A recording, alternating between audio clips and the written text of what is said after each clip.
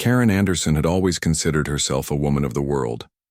Growing up in the quiet suburbs of Chicago, she often dreamed of traveling to far-off places, immersing herself in different cultures, and snapping Instagram-worthy photos to share with her modest but loyal following. Her friends back home often joked that Karen was the most cultured person they knew, though this wasn't entirely true. While Karen loved the idea of culture, her understanding of it was surface level, at best. She liked pretty things, famous landmarks, and anything that made her feel important or sophisticated, but beneath her polished exterior lay a streak of impatience and entitlement that sometimes bubbled over in awkward or even offensive ways. This particular trip to London was supposed to be the highlight of Karen's year. For months, she had meticulously planned every detail: the hotels, the tours, the outfits she'd wear for each photo op. She wanted everything to be perfect. After all, this wasn't just any vacation. It was an opportunity to show off her refined tastes and adventurous spirit to her social media followers. Every post had to scream elegance and excitement.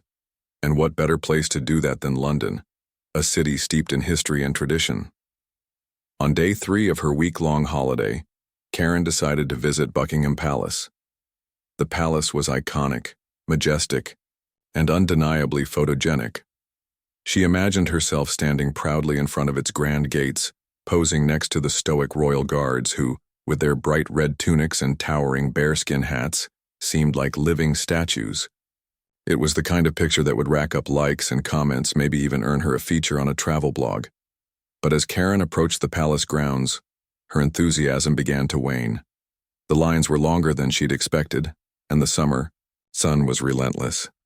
By the time she finally made it through security and into the viewing area, her mood had soured considerably. She fanned herself with a folded map, muttering under her breath about how inefficient everything was. The British weather, which she'd initially found charming, now felt oppressive. Even the polite chatter of other tourists grated on her nerves. What really set her off, however, was the behavior of the royal guards themselves, or rather their lack of behavior. Stationed at their posts, they stood completely still, their expressions blank, their movements minimal. To Karen, this rigid adherence to protocol felt ridiculous. "Why are they just standing there?" she complained loudly to no one in particular. "They're not doing anything useful, what's the point?" A nearby tourist, a young man with a camera slung around his neck, overheard her comment and gave her a disapproving look. "It's part of the tradition," he said curtly. "They're soldiers. They have a job to do." Karen bristled at his tone. "Tradition? Tradition is outdated," she snapped back, crossing her arms. "If they want people to care about them, they should at least acknowledge us. It's rude to just ignore everyone." The young man rolled his eyes and walked away, leaving Karen stewing in her irritation. She glanced around at the other tourists, many of whom were happily snapping photos or chatting quietly among themselves. Why couldn't they see how absurd this whole setup was? The guards weren't real people. They were props, mannequins meant to entertain visitors. At least that's how Karen saw them. Their refusal to engage with the crowd only reinforced her belief that they were aloof and stuck up. As she continued to watch the guards, her frustration grew. One guard in particular caught her attention. He was tall and broad-shouldered, his uniform immaculate, his posture flawless. His face was expressionless, almost robotic, as if he were deliberately trying to provoke her. Karen narrowed her eyes, staring at him intently. Something about his unyielding demeanor infuriated her. Who did he think he was, ignoring her like that? Didn't he realize she was a paying visitor, someone who had traveled thousands of miles to see this spectacle? Her thoughts spiraled further as she replayed the events of the day in her mind. The long lines, the sweltering heat, the dismissive attitudes of everyone around her. It all felt like a personal affront. And now here was this guard standing there like some untouchable figure, refusing to acknowledge her presence. Karen's blood boiled. Without realizing it, she clenched her fists, gripping the strap of her purse tightly. Unbeknownst to those around her, Karen had brought along a small bottle of red paint she'd purchased earlier that day from a craft store near Covent Garden. She had intended to use it as a quirky souvenir, perhaps painting a little keepsake box when she returned home. But as she stood there, simmering with anger, an idea began to form in her mind. An idea so reckless and impulsive that it shocked even her. For a brief moment, Karen hesitated. Surely this wasn't a good idea. Surely she should walk away. Take a deep breath and remind herself that this was just a silly tourist attraction. But the more she thought about it, the angrier she became. These guards didn't deserve respect if they couldn't bother to treat visitors with basic courtesy. If they wanted to play games, then fine. She'd give them something to remember her by. With that, Karen reached into her bag, her fingers closing around the cold plastic of the paint bottle. Her heart pounded in her chest as she weighed her options. This was crazy, insane even. But somehow in that heated moment it also felt justified. She told herself it was harmless, a prank, nothing more. No one would get hurt, and besides, wouldn't it make for a great story? Something to laugh about later, maybe even share online. Little did Karen know, her decision would unleash a chain reaction that would change her life forever. Not in the way she imagined, but in ways she could never have predicted. As she tightened her grip on the paint bottle, the crowd around her remained oblivious, their cameras trained on the guards, their laughter echoing through the air. None of them suspected that within seconds Karen's actions would turn this ordinary afternoon into a scene of chaos and controversy. Karen's fingers trembled slightly as she gripped the small bottle of red paint, her mind racing with a mix of adrenaline and defiance.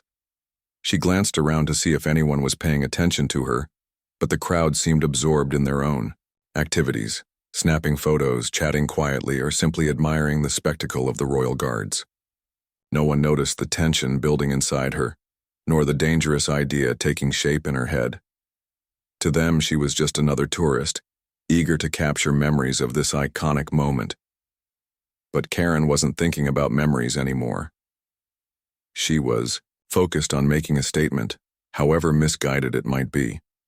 Her eyes locked onto the guard who had become the target of her frustration.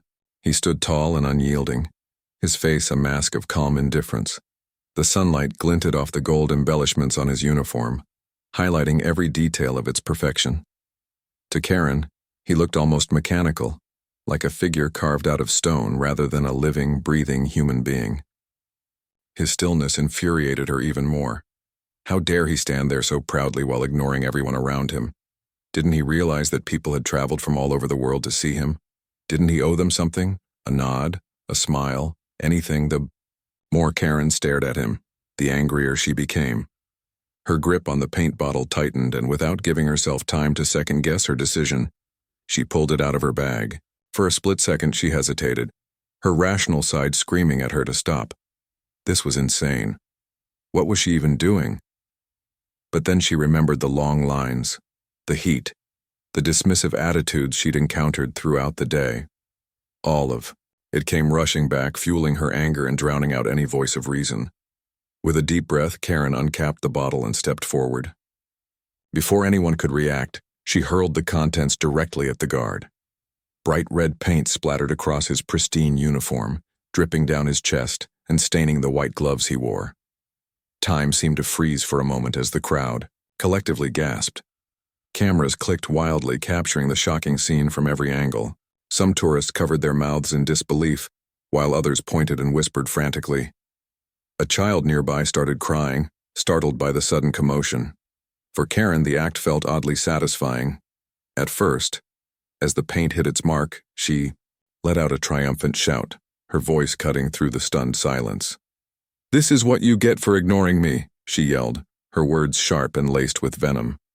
Her face flushed with a mixture of pride and defiance as she crossed her arms, daring anyone to challenge her. But the guard didn't move. Not even a twitch. Despite the vivid streaks of red paint now ruining his uniform, he remained perfectly still, adhering to the strict protocol that governed his role. It was as if nothing had happened. His lack of reaction only fueled Karen's growing sense of absurdity. Why wasn't he reacting? Why wasn't anyone saying anything? Didn't they see how wrong this whole situation was? Security personnel were quick to respond, pushing through the crowd to reach Karen. One of them grabbed her arm firmly, pulling her away from the scene. "Ma'am, you need to come with us," he said sternly, his tone leaving no room for argument. Another guard approached the painted soldier, speaking softly into a radio attached to his shoulder. The once peaceful atmosphere had dissolved into chaos, with tourists scrambling to record the incident on their phones. As Karen was led away, she began to feel the weight of what she had done. The initial rush of satisfaction faded, replaced by a creeping sense of unease. People were staring at her now, not with admiration or amusement, but with open hostility. Some shook their heads in disapproval, while others muttered angrily under their breath. A woman holding a toddler shot Karen a glare so fierce it made her flinch. For the first time since throwing the paint, Karen realized that maybe, just maybe, she had gone too far. Back at the security office near the palace grounds, Karen was questioned extensively about her actions. She tried to explain herself, stammering through excuses about how frustrated she had been and how the guard's behavior had felt disrespectful. But her words fell flat, sounding hollow even to her own ears. The officers listened impassively, jotting down notes as she spoke. When they finally allowed her to leave, it was with a warning that formal charges would likely follow. Outside, the aftermath of her actions continued to unfold. Videos of the incident had already begun circulating online, shared by countless witnesses who had captured the moment on their phones. Social media platforms lit up with reactions, ranging from outrage to mockery. Memes featuring Karen's face superimposed onto various ridiculous scenarios popped up within hours. Comment sections filled with vitriol, as users condemned her behavior and speculated about her motives. By the time Karen returned to her hotel room later that evening, the reality of her situation began to sink in fully. She sat on the edge of her bed staring blankly at her phone as notifications poured in. Friends and acquaintances had seen the videos and were reaching out, some expressing concern, others clearly embarrassed to know her. One message stood out. A former coworker asking if the paint lady really was her. Karen deleted the app in frustration, tossing her phone onto the nightstand. Sleep eluded her that night. Every time she closed her eyes, she saw the guard's stoic face, the splash of red paint, the horrified expressions of the crowd. She replayed the events over and over in her mind, trying to pinpoint where things had gone so horribly wrong. Had she really been that angry? That irrational? The answers eluded her, leaving her feeling empty and ashamed. The next morning, Karen ventured out cautiously, hoping to avoid recognition. But it was impossible. News outlets had picked up the story, broadcasting images of her alongside headlines that branded her as reckless and disrespectful. Strangers on the street recognized her instantly, pointing and whispering as she passed. Some called her names while others laughed openly. It was as if she had become a walking punchline, a symbol of entitlement and poor judgment. Karen's attempts to defend herself only made matters worse. In an interview with a local reporter, she claimed that her actions were meant as a form of protest against outdated traditions. "I was standing up for regular people who feel ignored," she insisted, though her argument sounded weak and unconvincing. Critics pounced on her comments, accusing her of hypocrisy and ignorance. They pointed out that her so-called protest had achieved nothing except defacing property and humiliating herself. As the days passed, Karen's life spiraled further out of control. Back home, news of her antics reached her employer, who promptly terminated her contract after receiving complaints from clients. Friends distanced themselves, unwilling to associate with someone whose name had become synonymous with controversy. Even her neighbors grew cold, avoiding eye contact and gossiping behind closed doors.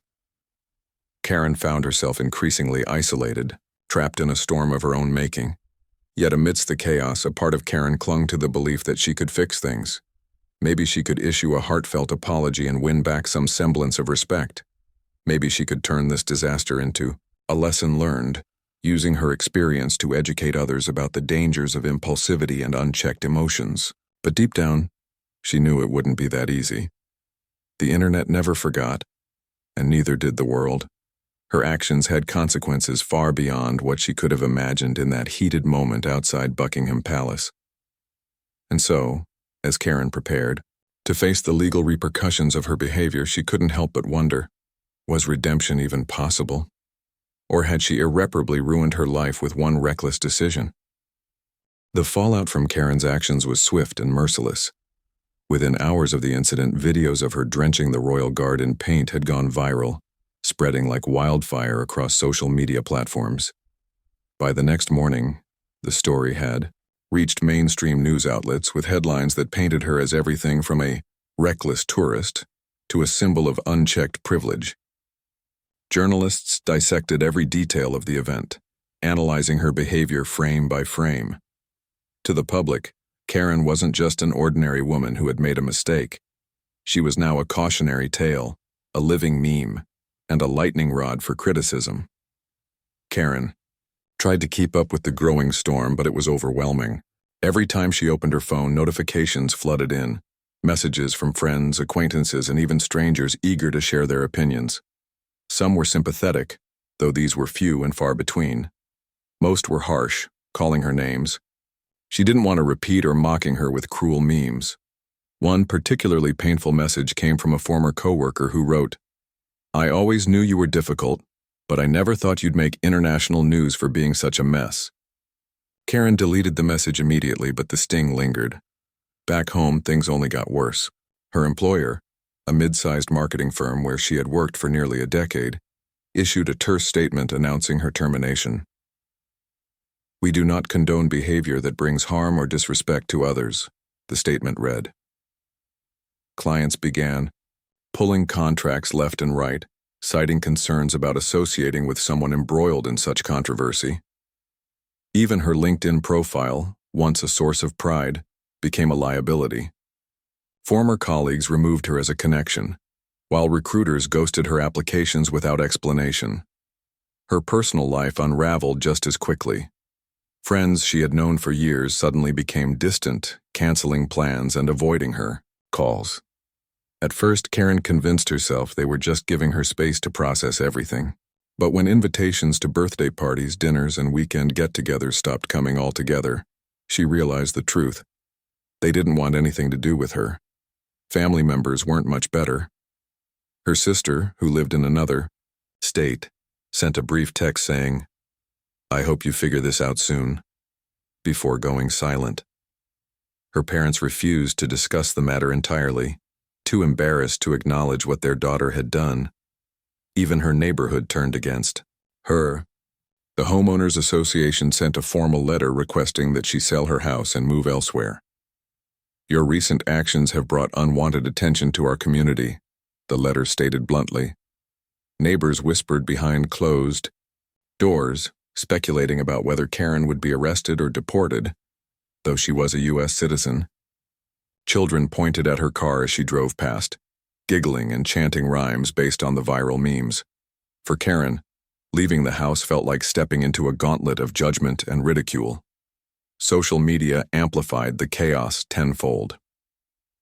Online sleuths dug into her past, uncovering old posts and comments that painted her in an even worse light.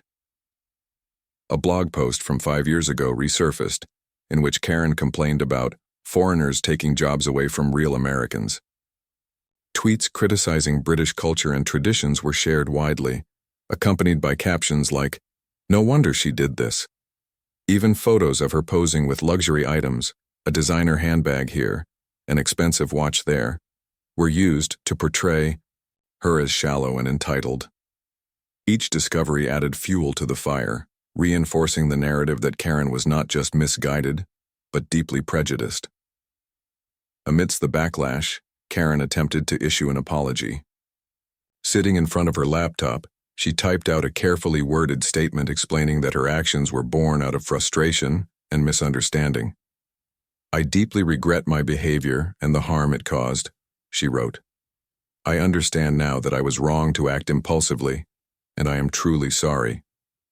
She posted the apology on her social media accounts, hoping it might soften the blow. But instead of calming the outrage, her apology only made things worse.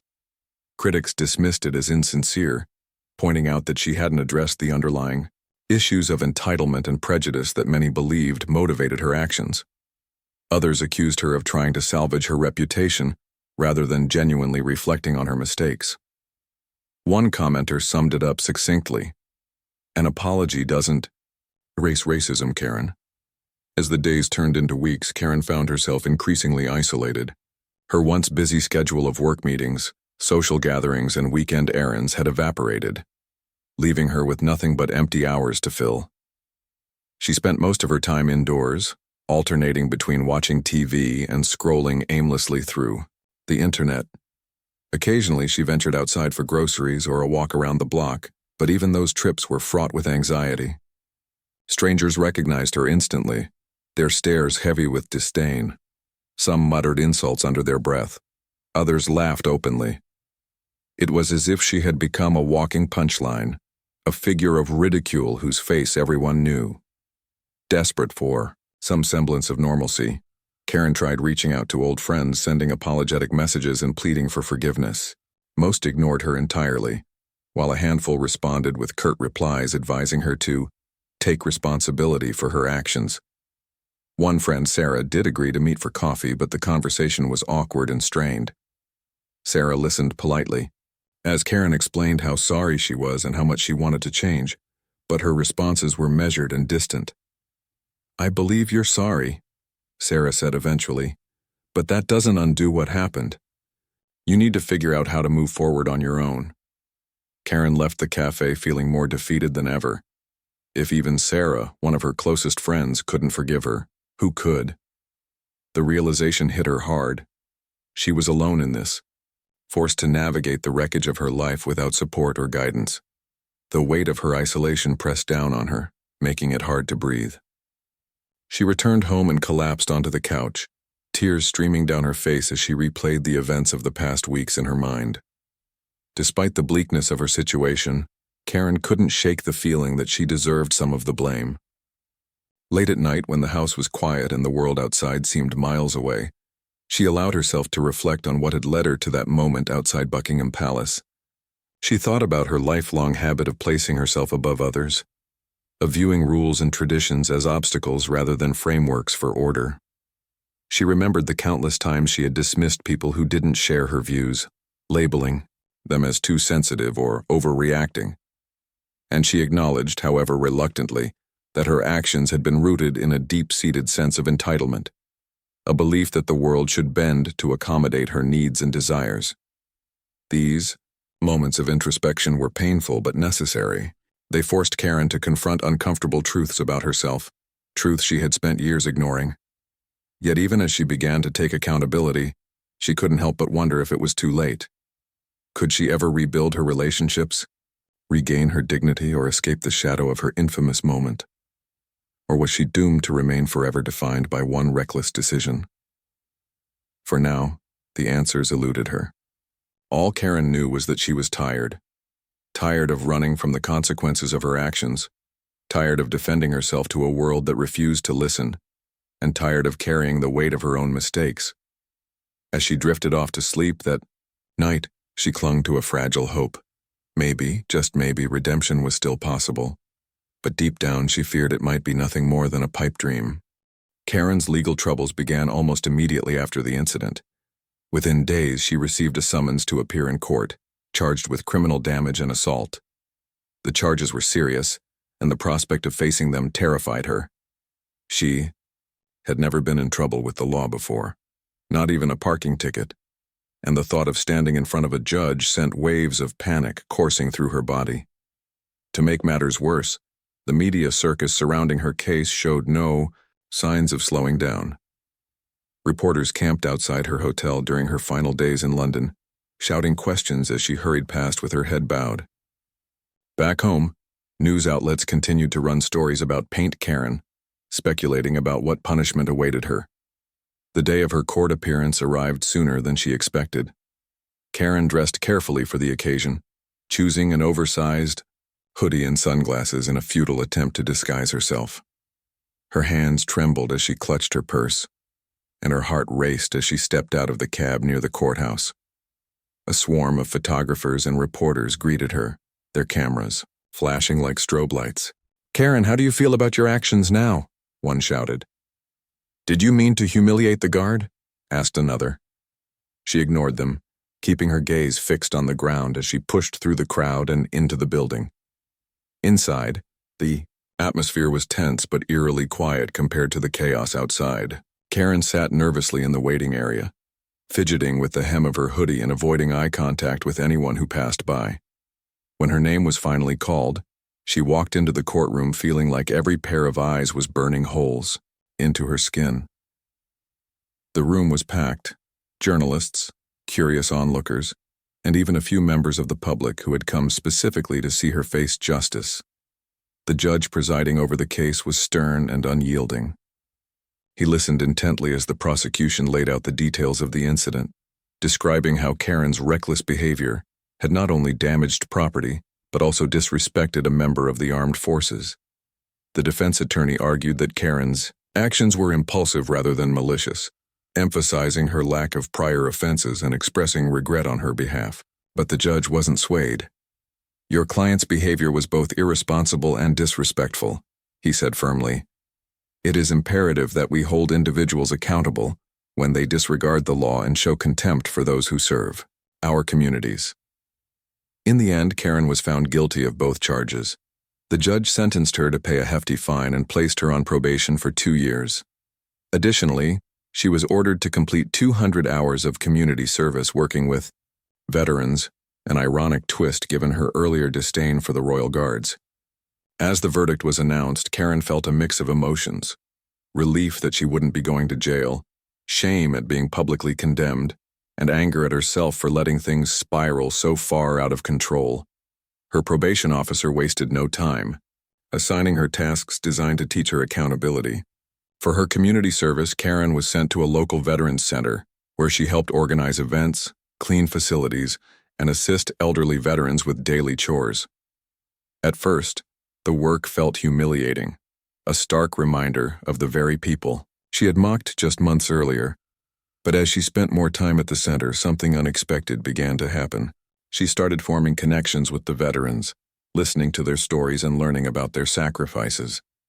Many of them had served in conflicts overseas, returning home to face challenges like PTSD, unemployment, or physical disabilities. Hearing their experiences gave Karen a new perspective on the importance of respect and gratitude toward those in uniform. One veteran in particular stood out to Karen, a man named James, who had served in Afghanistan. He was soft-spoken but kind, often sharing jokes or offering words of encouragement to the other volunteers. One afternoon, as they worked together cleaning graffiti off the walls of a nearby park, James turned to Karen and said, "You know, everyone makes mistakes. What matters is what you do next." His words struck a chord deep within her.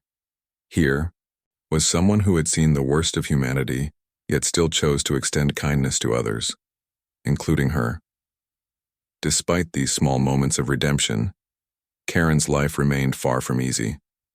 Public opinion continued to weigh heavily against her, and her attempts to rebuild her reputation were met with skepticism. During interviews with journalists covering her community service, she spoke candidly about her regrets and efforts to change. "I know I messed up," she told one reporter. "I'm trying to learn from my mistakes and make amends." While some viewers appreciated her honesty, many dismissed her words as insincere, accusing her of performing for the cameras rather than genuinely seeking forgiveness. Perhaps the most surprising revelation came when interviews with the affected Royal Guard surfaced online. In a rare statement, the young soldier identified himself as Corporal Raj Patel, a second-generation British citizen of Indian descent. His background added a layer of irony to Karen's xenophobic remarks during the incident, highlighting the hypocrisy of her actions. Corporal Patel expressed disappointment in the way he had been treated, but emphasized his commitment to serving, regardless of public perception. "I signed up to protect this country and its values," he said in the interview. "If anything, this experience has strengthened my resolve to continue doing my duty." The revelation sparked renewed outrage online, with critics pointing out the absurdity of Karen's prejudice against someone whose heritage reflected the diversity she claimed to oppose. Memes comparing her behavior to classic examples of ignorance flooded social media once again, ensuring that her name remained tied to controversy. Even as she worked tirelessly to repair her image, Karen couldn't escape the shadow of her past. Financially, Karen struggled to stay afloat. Without a job and burdened by legal fees, she was forced to sell her house and move into a modest apartment in a quieter part of town. The proceeds barely covered her debts, leaving her with little savings to fall back on. To make ends meet, she took on odd jobs, cleaning offices at night, walking dogs for neighbors, and occasionally babysitting for families willing to overlook her notoriety. Each task reminded her of how far she had fallen, but she gritted her teeth and kept going, determined to prove that she could survive despite everything. Emotionally, the toll was perhaps the hardest to bear. Nights were the worst. Alone in her cramped apartment, Karen replayed the incident over and over in her mind, searching for answers to questions that haunted her. Why had she acted so impulsively? How could she have let her frustration boil over into such destructive behavior? And most importantly, would she ever truly be able to forgive herself? Sleep eluded her, and when it did come, it was often interrupted by vivid dreams of the crowd gasping, the red paint splattering, and the guard's stoic face staring back at her. Yet amidst the darkness, there were glimmers of hope. Her time at the Veterans Center taught her the value of humility and hard work. Slowly but surely, she began to rebuild fragments of her life, piece by fragile piece. Though the road ahead remained uncertain, Karen held on to the belief that change was possible, even if it came at a steep price. Months had passed since the Buckingham Palace incident, but Karen's life still bore the scars of her actions. The months of community service at the Veterans Center had become a turning point for her, though not in the way she had initially expected. At first, it felt like punishment, a cruel twist of fate that forced her to confront the very people she had disrespected. But as time went on, something shifted inside her. The veterans didn't treat her with the hostility she anticipated.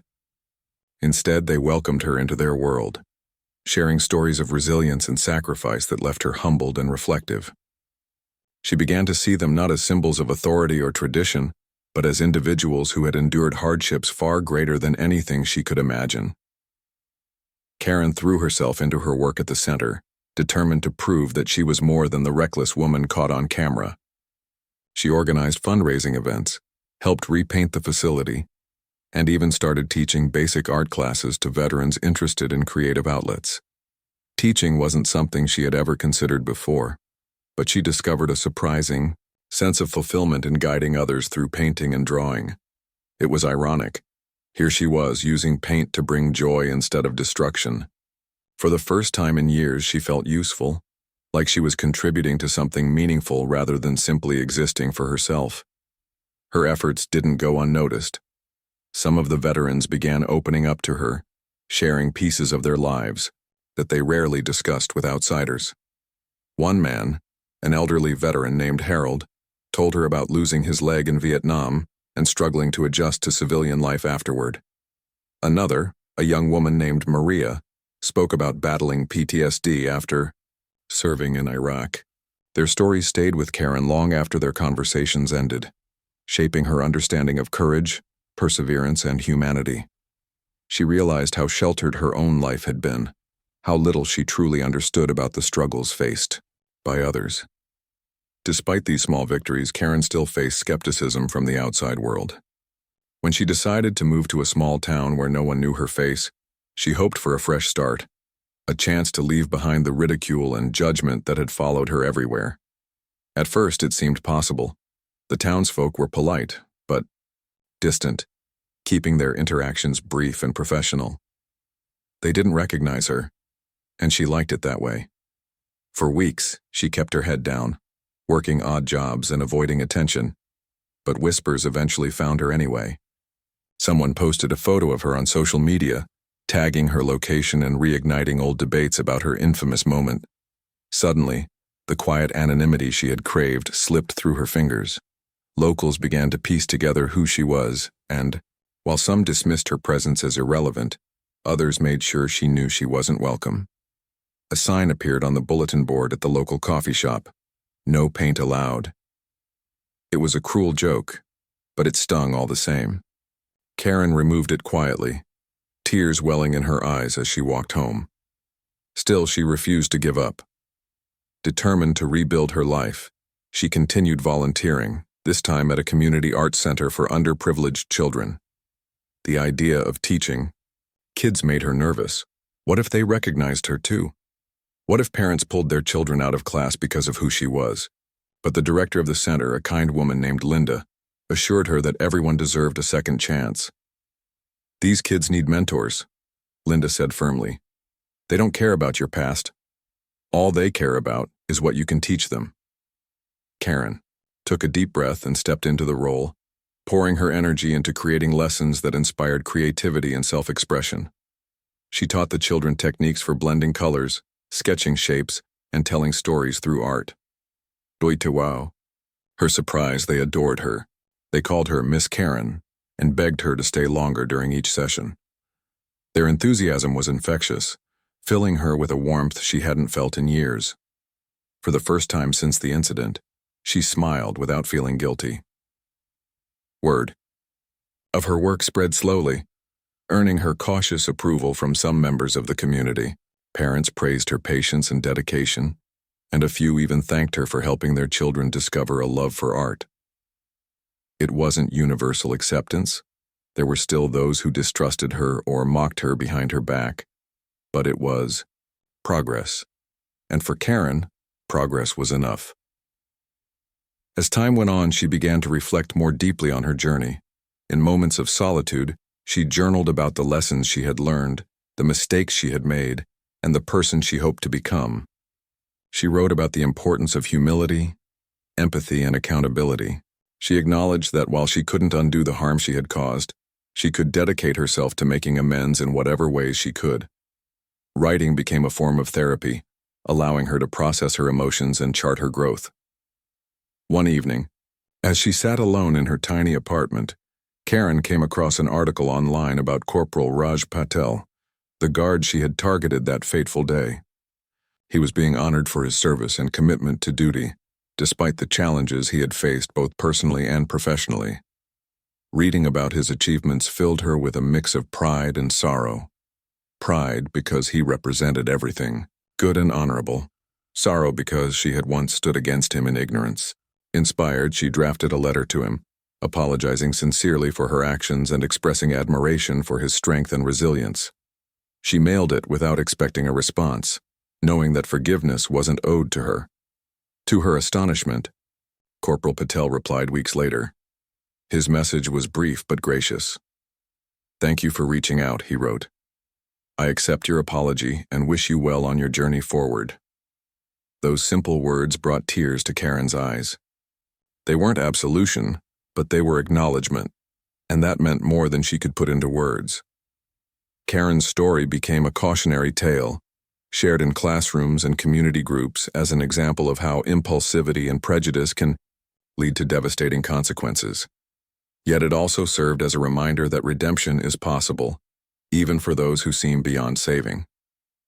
People debated whether her efforts were genuine or merely attempts to salvage her reputation, but Karen stopped worrying about what others thought. She focused instead on becoming someone worthy of respect, not for fame or validation, but for the sake of her own soul. Years later, when asked about her past, Karen spoke openly and honestly. She didn't shy away from discussing her mistakes, knowing that owning them was part of her healing process. "I'll always regret what I did," she admitted during an interview with a local newspaper. "But I'm grateful for the lessons I've learned. I've tried to turn my failures into fuel for growth, and I hope others can do the same." Though her name would forever be tied to that chaotic moment outside Buckingham Palace, Karen embraced her new identity as someone striving to make a difference. Her journey wasn't perfect, nor was it easy, but it was hers. And in the end, that was all that mattered.